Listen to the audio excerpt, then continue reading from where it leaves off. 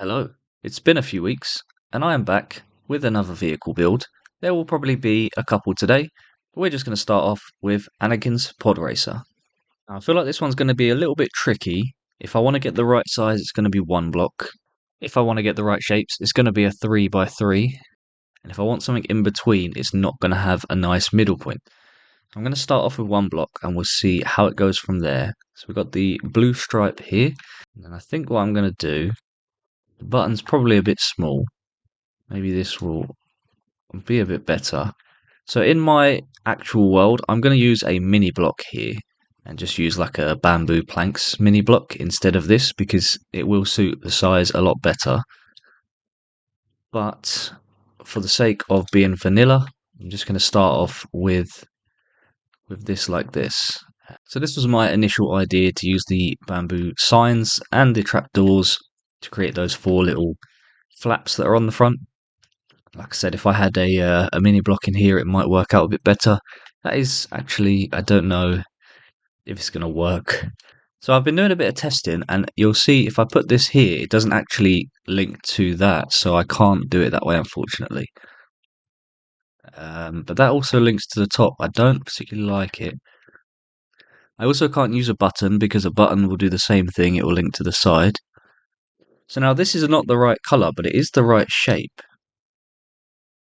And this is what I was talking about. If I wanted to do the correct details, you would need something more on this scale, and that is just way too large.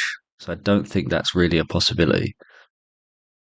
But I did find out if I use a pressure plate, that actually works out better. So I think this is a decent shape for one of the engines. It's not the best that I can make, but it is compact enough to fit in my build, and I think it gives the right impression of what it is. So now I need to make another one, and I need to connect those up with the electric. I've got something like this for the electricity going between the engines, but I think it's going to be difficult to know how far across to build the other one. So what I'm going to do is start working on connecting this up to the cockpit, and then we can work our way back round.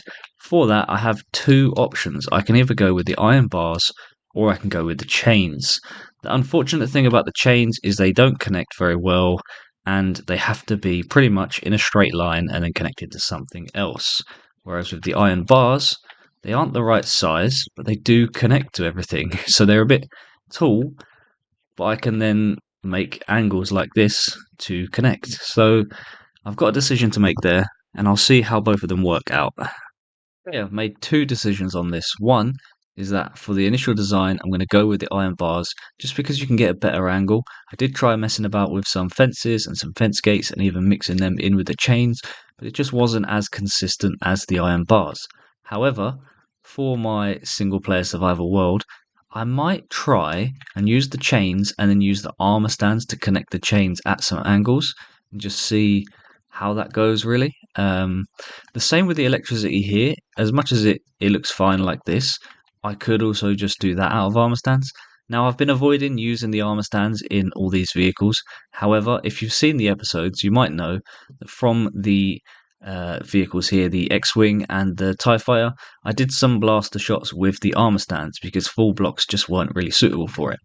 Now, that's not part of the vehicle, and for these sort of example videos, I'm not going to be using the armor stands because obviously I want people to be able to make these in their own survival world if they choose to. So I'm going to go with these 2 different block palettes here for now, and then when I build it in my survival world, I may just go ahead and add in some armor stands to make it look a little bit better. There was another option. I did look into some options, and there is another one, but I'm not sure how I would fit it, which is having an animal on a leash, and that could look quite cool. But again, I think the leash is maybe a bit thin. So we'll see what I decide to do with that. Well, now it is time to build up the cockpit here. So I think the best way to do that is just to start placing down some blocks. I think this is the size I'm going to go with. That leaves me 1 block gap in the middle. I do have this block here, the blue glazed terracotta. Well, I got a little bit carried away building up this cockpit for this, and I kind of finished it off camera. So essentially, I've got some andesite brick This is stairs again because this is a data pack that I have, but I think it would actually look nicer with the regular polished andesite anyway. So if you want to use that, that works too. And then I've just kind of got a random assortment of blocks. So we used the blue glazed terracotta here just for a bit of a logo. Now I know it's a bit different to the actual thing, but there was nothing really that fit that look. And then I've also included some of these warped slabs because there's not any blue slabs. And also, I really wish these smooth stone slabs had a stair variant. There's so many places I would use these, and it would be very useful for these Star Wars builds. So I've got a crafter inside here. We've got a daylight detector on top, and we've got a couple of levers there, as well as a lever coming out into the chain holding on the engine. Another thing I did here was I actually extended the engine out a bit more. So I added one more wall on the back, and I added another set of the trapdoors and the signs on the front because technically the engines are longer than the cockpit area. We've also got a couple of little antenna here. So I've got the iron bars and the lightning rod, as well as this is again, there's like some writing on the side, and the same with this, there's a bit of writing or a little logo on there. One is yellow, one is red. So these will do the job.